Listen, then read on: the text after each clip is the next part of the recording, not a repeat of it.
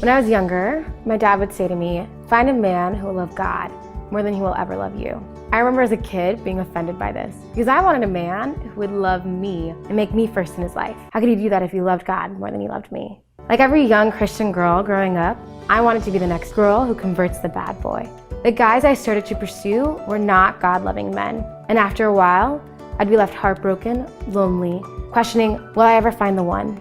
But I realized something, that I hadn't made God number one in my life. I was more preoccupied with finding the one, finding the guy who'd bring me all the joy and happiness I desired. I was ignoring the only man who could fulfill the desires of my heart, God. And once I realized that I needed to center my life around Christ, the man God was calling me to be with came almost instantaneously. On a white horse, with the sun setting. Okay, totally wrong.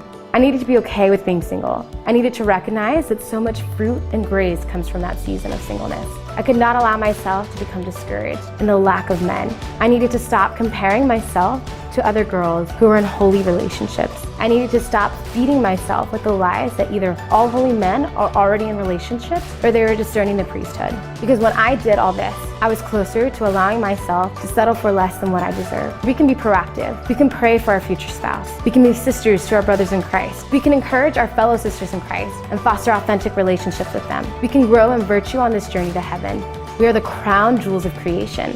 And because of that, we must never settle for anything less than a man who recognizes that we are fierce daughters of a king. A man who upholds everything that a woman is, who desires nothing more than our good. A man who sets his standards to that of Christ, not of the world. That man will be able to love us more deeply than any boy who does not live for God. So ladies, be the woman God is calling you to be, so that you can love more deeply, so that you can uphold and love men with the same love they deserve. Find a man who loves God more than he'll ever love you.